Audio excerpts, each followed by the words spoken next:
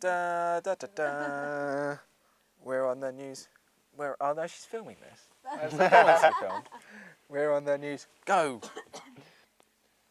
Good afternoon. My name's Asen. And I'm Matt. Welcome to Week 10 WTV News.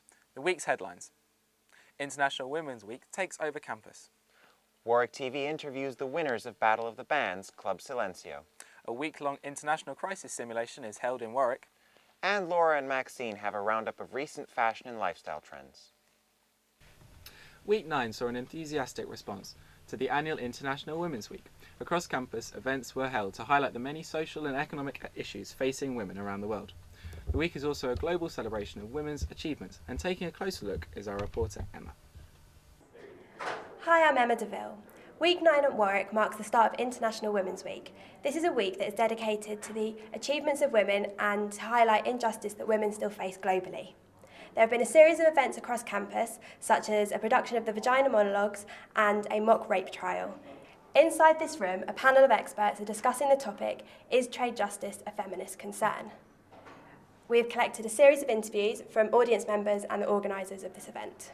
I really enjoyed the discussion. Yeah, I thought the discussion was really interesting. I think it was particularly nice because they had a variety of perspectives, and the panel they had someone looking at it from an academic sort of philosophical viewpoint, and then they had someone a campaigner practical application of those theories. Is not enough, and it can lead people to become complacent and think that just because they're choosing the right kind of banana, they're making a difference. And it's just a way of, when people ask questions, it's just thinking about things you might not necessarily have thought of before, and just the different points of view, just things you don't consider. What came out of the talk today was the link between trade justice and feminism, and how all these concerns are kind of interlinked, and that restrictions on trade, be they political, be they neoliberal, capitalist, or kind of or gendered, kind of all part and parcel of the same problem.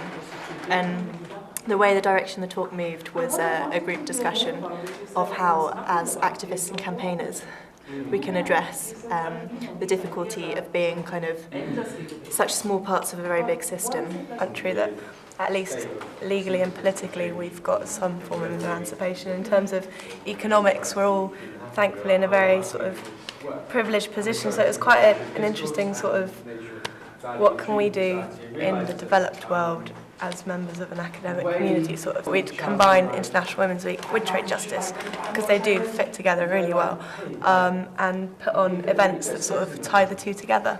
It was successful. It was really good. And I think it's also important to remember that as it's Women's Week, that being a feminist isn't just about personal freedom, it's also kind of about women's rights around the world. Elsewhere, yeah. Good stuff. Hi, I'm Heather. I'm the president of Warwick Anti-Sexism Society, so I've been quite involved in organising International Women's Week with the Women's Officer from the and it's been really fun organising it.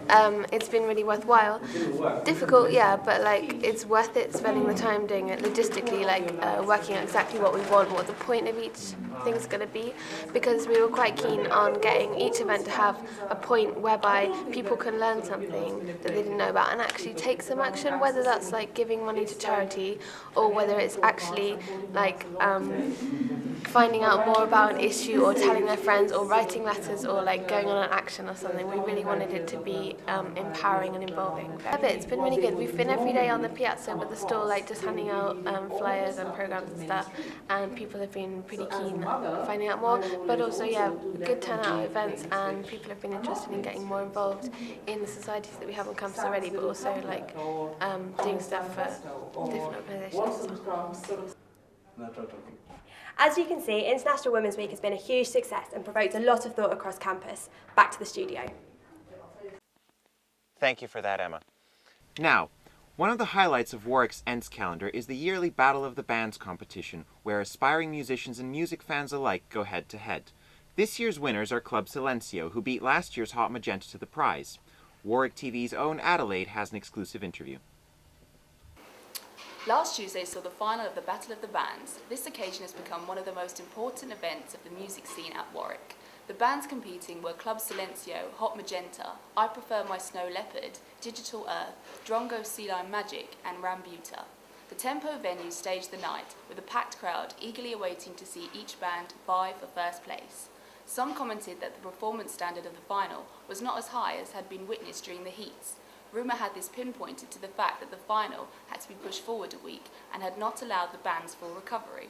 Even though Club Silencio had performed the week previous, they took the crown, forcing previous champions Hot Magenta to second place and Drongo Sea Lion Magic having to settle for third. We now have an interview with the winners. Okay guys, congratulations on winning the final. How are you guys feeling since? Have you got over it? Great, it's quite a buzz actually. Yeah? Is it sunk in? Yeah, I mean, it was cool, like, finding out straight away. For me, I've been, like, got straight back to work, so I don't know if there's been that much celebration. But yeah, no, it's awesome. Who did you think, like, on the night you kind of saw as, like, your main competition? Like, oh, I think those guys are going to win over us.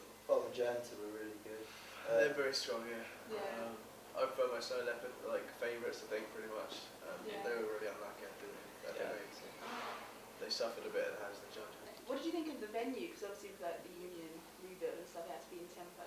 Like compared to other years, they've had it in other places, that other bands. Yeah, I think it helps for the atmosphere. It's a much better atmosphere. Like Marketplace, you know, unless it's a proper headline act, I think you're never going to fill it out. Plus the stage is too high, so you feel kind of detached. And that was the nice thing. That felt like a kind of quite a cavernous venue, especially when you're on stage with these lights and low ceiling. And I think even, I mean, at the final there were a lot of people there, but like it was totally packed, so it just felt like there's a really good atmosphere there. It's great. Yeah. It's one of the best gigs I've done, I think. Yeah.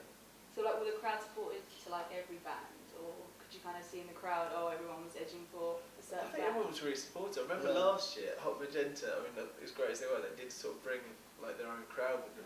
And they just like left after Hot Magenta, which was always alright. Whereas this year it was full right through all the bands and everyone was cheering. Like, like Carter said, it was a great show. Like turn out for live music in general. Yeah. It's good to see. So would you like? Do you think bands could kind of do more stuff now, kind of thing? Like I think so. I think there's always room to do more stuffies and stuff. Yeah, I think it's one of those things that the more you push it, the more people will hear about it, the bigger it will get. I think the problem with live music is it's kind of, I don't know, maybe it's like this everywhere, but it's kind of got less and less important. You know, it's more. I think promoters see it's more of a gamble than just say having a DJ. So with your music, like what do you see as like your main influences? I don't know, like music-wise, I don't know. Well, probably music we listened to a lot of post-rock, and that was kind of what we always wanted to. I don't think we've, I don't know if we've achieved it or whatever, but you know, kind of bring in that sound and make it more accessible and kind of shorter song formats.